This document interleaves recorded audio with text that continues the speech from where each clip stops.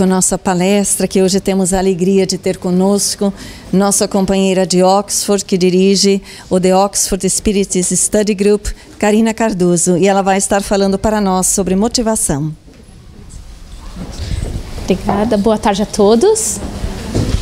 Que a paz de Jesus continue nos envolvendo e que nós possamos continuar conectados com os benfeitores espirituais durante esses próximos 30 minutos. Então hoje o tema que nos foi dado é a motivação. Nós vamos tentar desenvolvê-lo. É um tema muito vasto e nós poderíamos passar anos, encarnações estudando. E a nossa intenção, o nosso objetivo hoje é simplesmente trazer algumas ideias sobre esse tema para que possamos nos sentir motivados a continuar estudando a motivação no nosso próprio tempo. Então vamos lá.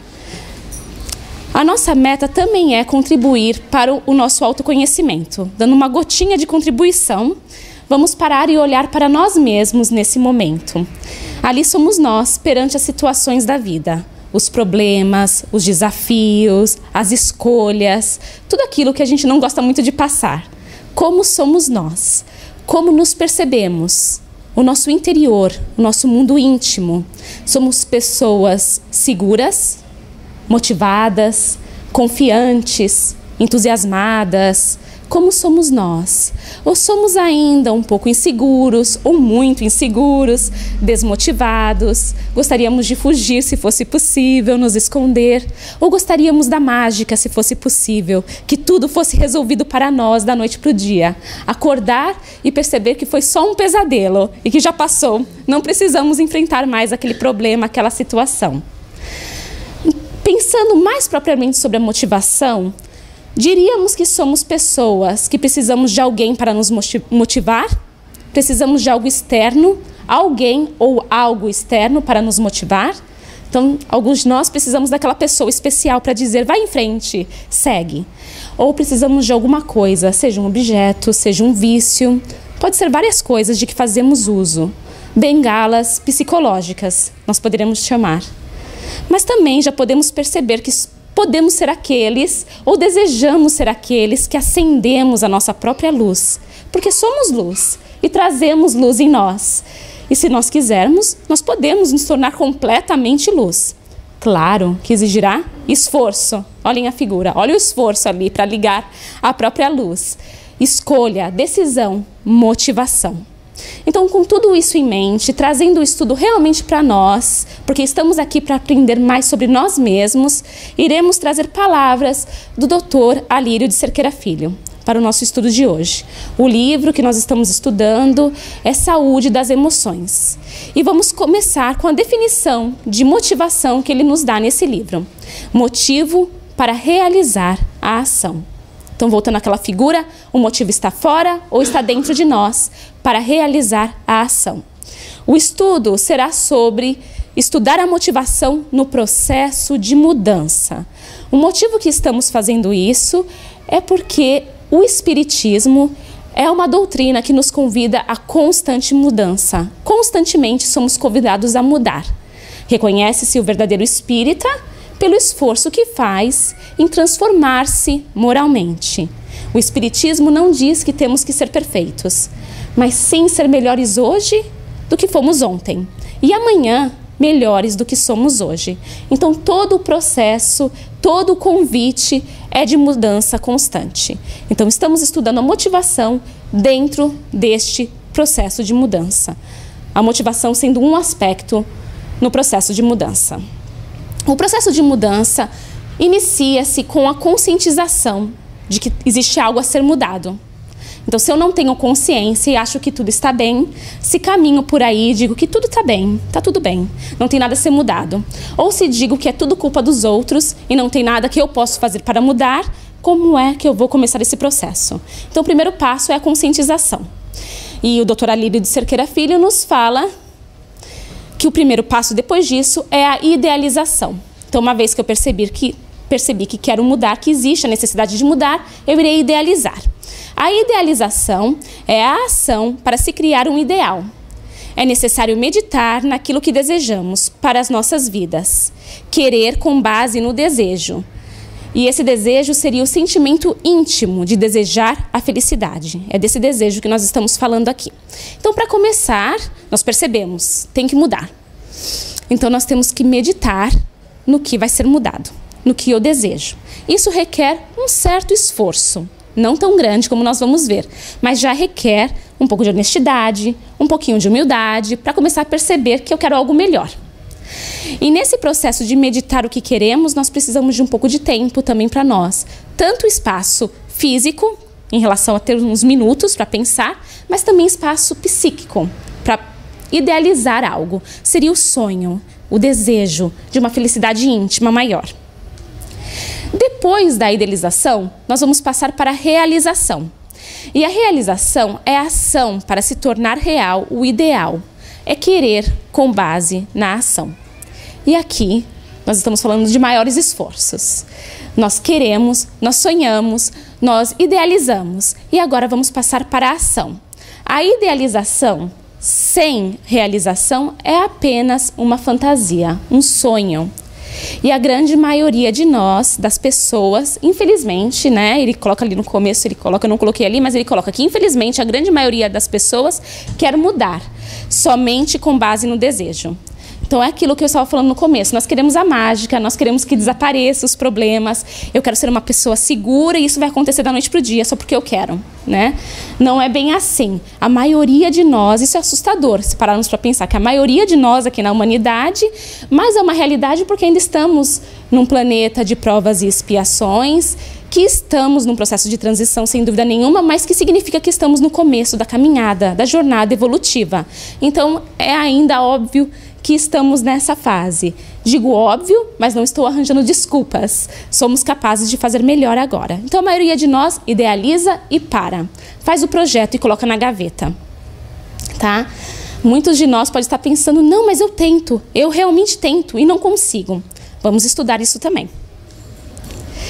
Então, para que nós possamos transformar a idealização em realização, são necessárias duas pecinhas. A motivação e a ação da vontade. Então, imaginemos a idealização, o sonho, e depois o sonho concretizado. Existem duas coisinhas que precisam se encaixar no meio. A motivação e a ação da vontade. Estamos estudando a motivação hoje. Tornar real um ideal já não é uma tarefa tão fácil como idealizar. Vai requerer de todos nós um movimento em direção àquilo que desejamos. Trabalho, muito trabalho. Nós vamos ter que fazer esse movimento de nos colocar na experiência, conforme nós falamos tanto aqui, de tentar, de admitir que podemos cair e errar. E renúncia, porque significa abrir mão de maneiras antigas de ser, crenças antigas, abrir mão de algo para criar um espaço novo em nossas existências. Substituir agora, fazer melhor, trazer algo novo. Nós não gostamos muito disso, porque gostamos de continuar onde estamos, não ter que arriscar, não ter que errar, não ter que se machucar muitas vezes. O convite da vida é outro. E se nós ainda continuamos pensando, mas eu tento e eu não consigo, nós vamos ver que existem dois tipos de motivação. O mais comum e o ideal. E o mais comum é a motivação por afastamento. E o outro, mais desejável, é a motivação por aproximação. Vamos estudar os dois. Então, a maneira mais comum de nos motivar, e a maioria de nós faz isso, é a motivação por afastamento, baseada no negativismo. Ela está focada nos problemas e em uma suposta, repito, suposta incapacidade de resolver problemas. Por trás existem vários fatores, como acomodação, inércia e vitimização. Então, a motivação por afastamento, a pessoa fica focada no problema. Eu tenho um problema no trabalho, eu estou constantemente focada naquele problema, mentalmente ligada àquele problema. E, além disso, eu creio que sou incapaz de resolver aquele problema. Não tem como eu resolver aquele problema, não importa quanto eu tentar. Uma suposta incapacidade de resolver o problema. Então, existe a acomodação. Eu me encontro acomodada na situação que estou e às vezes até sinto prazer em reclamar daquela situação. Então existem ganhos por trás, onde eu me vejo vítima e aí sou coitadinha e os outros sentem pena de mim.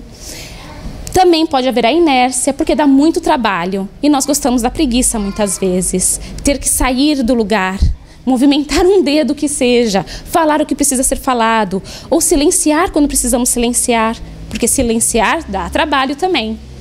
E além do mais, existe a vitimização que eu falei, mas a vitimização é um processo muito mais complicado do que nós imaginamos. À primeira vista, é aquele que fala, é culpa dos outros, e eu sou coitado.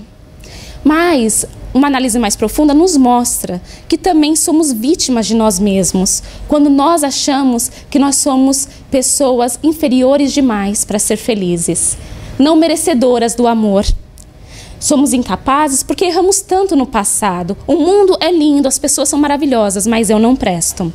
Também estamos sendo vítimas de nós mesmos, vítimas do nosso passado. E, da mesma maneira, estamos fazendo mal a nós. Dentro dessa motivação por afastamento, a pessoa se movimenta para quê? Para que ela se motiva, no caso? Ela se motiva para afastar do incômodo. Aí a pessoa diz: não aguento mais essa vida, e faz alguma coisa para diminuir os problemas que mantém, não para solucioná-los definitivamente. Isso se torna um círculo vicioso, nós vamos ver. Então a pessoa está perante ao problema e ela faz algo, diz: não aguento mais, faz algo para resolver o problema.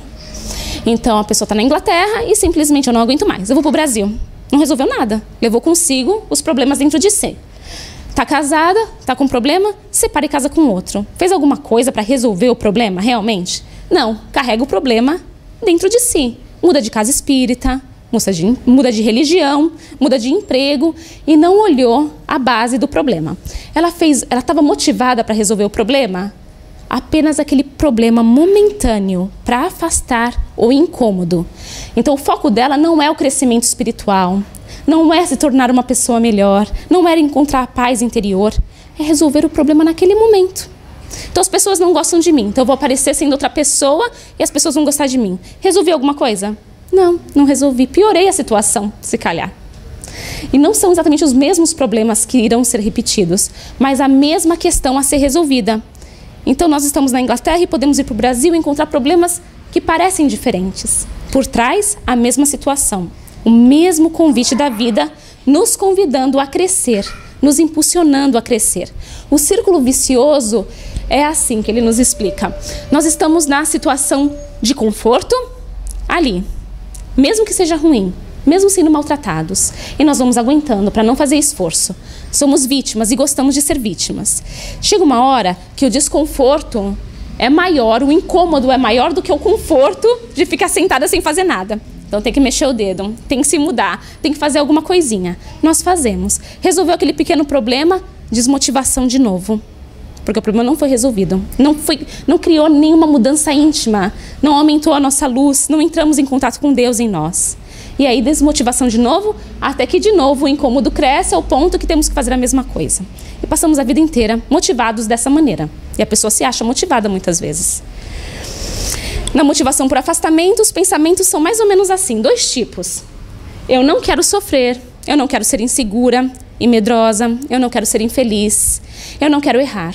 Ou, bem mascarado, eu quero ser uma pessoa mais calma, mas não sou capaz, mas é muito difícil, mas é muito trabalhoso, mas eu não consigo, mas eu não mereço. Eu adicionaria aqui, nós podemos adicionar.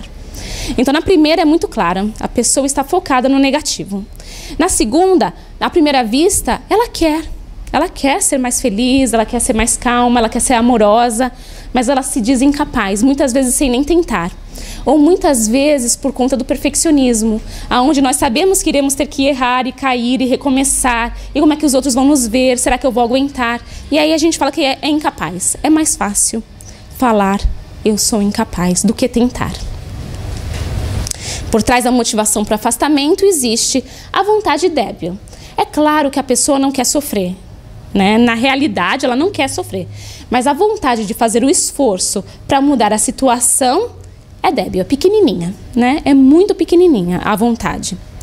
Existe um processo de auto-engano, onde ela mente para si mesma, dizendo que é incapaz, que não pode, que não vai conseguir, onde ela diz para si que quer realmente esses valores, que quer conquistar tudo isso, mas na realidade ela ainda está sentindo algum prazer, existe algum ganho se mantendo na posição onde ela está. Então existe um auto-engano, ela não está sendo honesta consigo mesma. E é fruto da obrigação.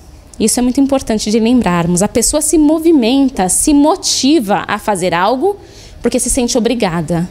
Tá doendo muito, eu estou sofrendo muito, eu tenho que fazer alguma coisa nesse momento. E ela tomar o paracetamol muito rápido ali, eu tenho que fazer alguma coisa, é uma obrigação. Vou tomar aquela injeção que eu preciso, é uma obrigação. Não é uma escolha pessoal, uma conscientização de que é o melhor para mim. Não é o cuidar de mim, do ser imortal que sou, que precisa de cuidados íntimos. É uma obrigação, se torna pesado e é claro que a pessoa irá se desmotivar. O que acontece com a criança íntima, né? Com uma criança, quando nós obrigamos a criança a fazer alguma coisa, a tendência é se rebelar, né? Pode até respeitar naquele momento, mas a tendência íntima é se rebelar, realmente. E isso acontece com a nossa criança íntima. Nós falamos do ego, nada mais sendo do que essa parte do nosso ser, que é como se fosse uma criança realmente. O ego desestruturado é uma criança que precisa ser educada, que precisa ser disciplinada.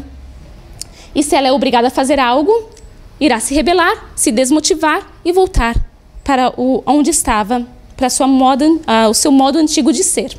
Então a obrigação não vale a pena. Estudando a motivação por afastamento, nós iremos ver esse pequeno exemplo que Alírio de Cerqueira Filho nos traz. A semente da força de vontade, que se correlaciona muito bem com a parábola dos talentos. Ele fala que as pessoas que se motivam por afastamento colocam a semente em um cofre. Imaginemos uma semente que recebemos de Deus. É claro que por mais valiosa que seja, uma semente, ela se torna inútil se fizermos isso. Essas pessoas estão focadas em uma falsa ausência de poder, em uma falsa incapacidade. Na verdade, o que elas não querem é ter o trabalho de colocar a semente na terra fértil, cuidar da planta tenra. No início, a semente exige maiores cuidados. Então, imaginemos, temos uma semente. Somos supostos a plantar essa semente.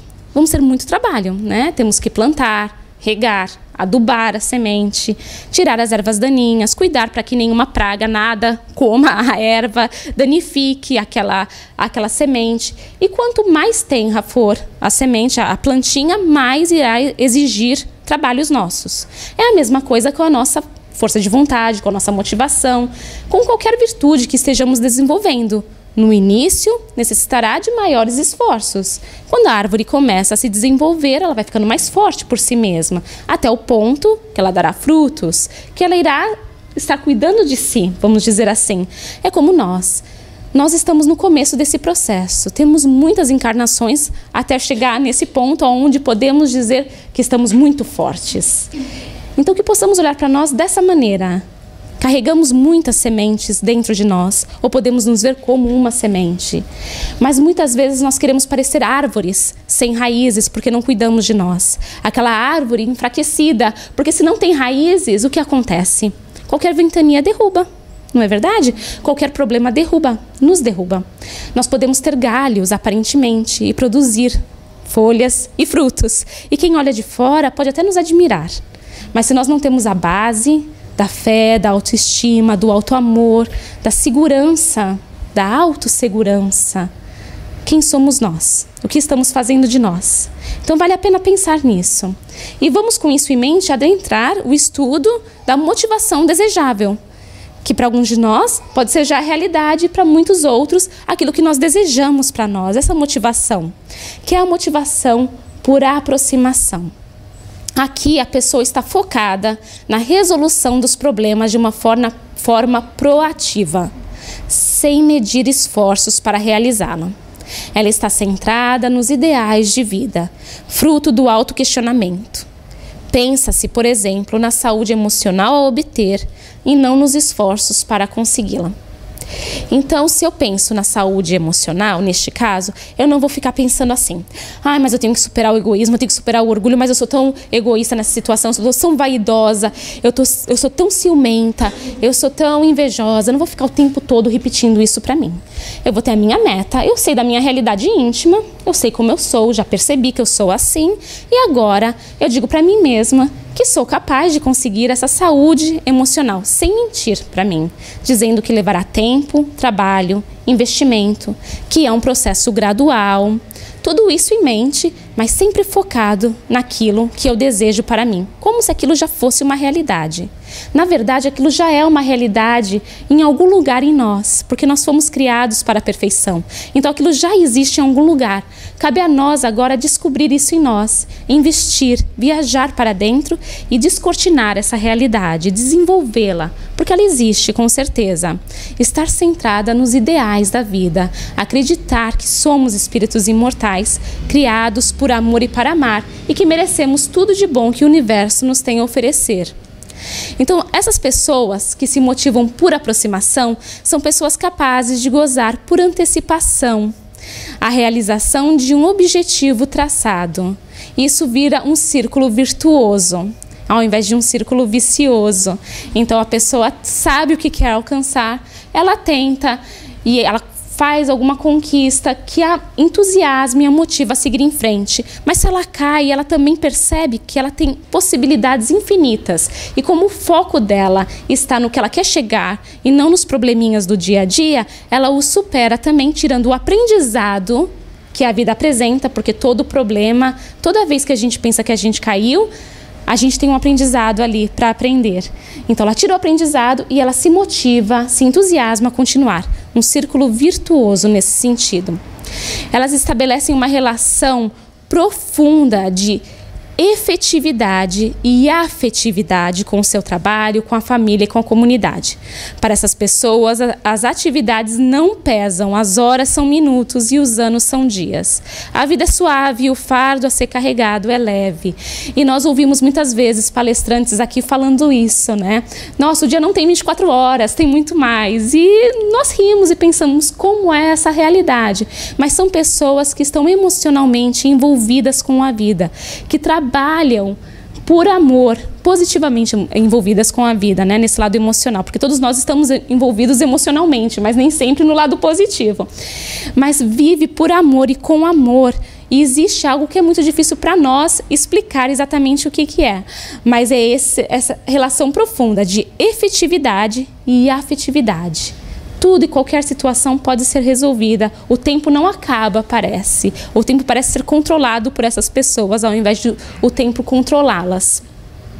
E a vida é suave, no caso. E isso nos faz lembrar que é o caminhar com Jesus. Porque Jesus nos falou isso. Da vida ser suave, o fardo ser leve. Então, quando estamos nos motivando por aproximação, quando acreditamos que podemos alcançar algo positivo, lindo e maravilhoso para nós mesmos, nós estamos caminhando com Jesus. A motivação por afastamento nos coloca longe dele, por pensarmos no negativo constantemente. Tudo se torna mais fácil, pois colocam o amor acima de todas as dificuldades. E essas pessoas veem um sentido na vida, buscam a evolução por meio da saúde espiritual. Então o movimento aqui é proativo e é caracterizado pela conscientização de ser um espírito imortal, da sua realidade, do seu estágio evolutivo. Ele é fruto da reflexão. Então temos que pensar, temos que parar e meditar no que queremos, no que somos. Isso em si constitui um ato de autoamor e a realização do objetivo pelo prazer de autodesenvolver-se. Não é mais obrigação. É prazer de crescer, é querer mais, é querer o melhor. Não é mais obrigação de jeito nenhum. Muda completamente a maneira que a vida é encarada por essas pessoas que já se movimentam por aproximação e que nós também podemos nos exercitar a fazer a mesma coisa. Então o pensamento é assim: eu quero ser realmente uma pessoa mais saudável, emocionalmente. Se eu quero, eu posso, eu consigo, eu sou capaz, eu mereço desenvolver esse ideal. Existe uma valorização imensa de si mesmo. A pessoa se valoriza por quem é, pelo potencial que traz em si. Mas também existem esforços continuados, pacientes e perseverantes. Então não é suficiente só pensar positivo. Seria bom, né? A gente não tinha que fazer muito trabalho, só treinar a mente. É realmente colocar a mão na massa, se colocar na experiência, aprender com o erro e seguir em frente cada vez mais, focado no bem, focado com as metas. Isso também nos conectará com os benfeitores espirituais, com tudo que existe de bom e de positivo ao nosso redor, porque nós estamos imersos num oceano de pensamentos. Por mais que nós esqueçamos dessa realidade no nosso dia a dia, isso é real. E se nós estamos estudando, temos esses momentos em que somos mais conscientes dessa realidade. Então, o pensar positivo é muito importante. Mas sem ação, nós não iremos fazer a transformação necessária para a nossa evolução pessoal. Então, qual seria o nosso grande motivador? Porque nós falamos que é necessário idealizar, né? Primeiro. Mas se nós nem sabemos o que queremos para nós, aonde nós vamos achar a motivação, o começo? E onde nós vamos achar aquilo que nos mantém na nossa caminhada? Então, o nosso grande motivador é o Evangelho de Jesus, tanto para o começo, como durante, e quando nós chegamos no final, que nós achamos que chegamos no final, para começar a próxima, porque sempre vai haver algo a ser feito, nunca vai acabar. Isso é muito ainda difícil de nós entendermos por completo, mas é a ideia de constante trabalho. Então sempre haverá algo, e o Evangelho de Jesus nos trará esse apoio. Adenauer Novaes nos fala que a mensagem de Jesus, do Evangelho nos convida à busca da alegria, além do prazer efêmero. Eleva-nos a alma além das circunstâncias materiais, dando um sentido objetivo para a vida. Então, no Evangelho de Jesus, nós temos ali a busca da alegria além das coisas materiais, e isso em si é a identificação do que queremos, a idealização do que queremos, que é algo superior, que vai além das coisas da terra, porque ela nos eleva além das coisas do mundo e nos dá um sentido objetivo para a nossa vida. É a ideia de que nós estamos no mundo para aprender a amar. Esse é o maior mandamento, não é? Nós estamos aqui para aprender a amar. Esse é o nosso maior sentido. Aprender a amar nesta encarnação. Dando um passo de cada vez em cada encarnação que estamos aqui. Sabemos que somos filhos de Deus e isso em si é algo grandemente motivador para todos nós. Jesus nos falou, e poderíamos trazer várias passagens do Evangelho onde nós recebemos essa motivação diretamente de Jesus para cada um de nós. Jesus nos falou: vós sois a luz do mundo, não se pode esconder a casa edificada sobre o monte, nem se acende uma candeia para colocá-la debaixo do alqueire, mas no velador alumia todos que se encontrem na casa. Adenauer Novaes nos fala: concita-nos a que, através da nossa potencialidade interior, realizemos e construamos a favor da harmonia do universo. Construir uma vida digna de realizações nobres e o de estimular o próximo a também crescer. Não temer o futuro, nem qualquer circunstância que a vida nos coloque. Jesus nos falou que somos luz. Não nos sentimos luz muitas vezes, ou a maioria das vezes, mas essa luz está realmente ali para que possamos construir uma vida digna para nós e servir de exemplo para os nossos irmãos ao nosso redor. Nós falamos no começo, precisamos de alguém que nos motive, ou já temos essa motivação em nós? Quando apresentamos o Evangelho, não estamos apresentando o Evangelho como sendo um livro para ser respeitado ou lido simplesmente. Nós estamos apresentando a ideia do Evangelho como sendo algo a ser interiorizado, internalizado no nosso ser, porque podemos ler e ficar no nível intelectual, mas somente quando sentimos o Evangelho é que realmente poderemos nos motivar por aproximação. Então a ideia não é necessitar do Evangelho como sendo algo externo, mas que ele nos convide a entrar em contato com as leis de Deus, que carregamos em nossas consciências, e sabemos que quanto mais agimos de acordo com essas leis, mais paz, mais alegria, mais harmonia nós sentiremos no nosso íntimo. E isso em si nos motivará a seguir em frente, dando um passo de cada vez, admitindo que somos quem somos, felizes por ser quem somos, melhorando o nosso estado temporário, porque somos luz. Feliz de nós, que reconhecemos que somos luzes, melhorando o nosso estado temporário, que pode não ser muito feliz nesse momento, e cada vez mais o Evangelho de Jesus em nossos corações, as leis de Deus na nossa consciência, cada vez mais conscientes, teremos a rota certa e o motivo ideal para nos levar à ação em cada dia das nossas existências. Que a paz de Jesus continue com todos nós.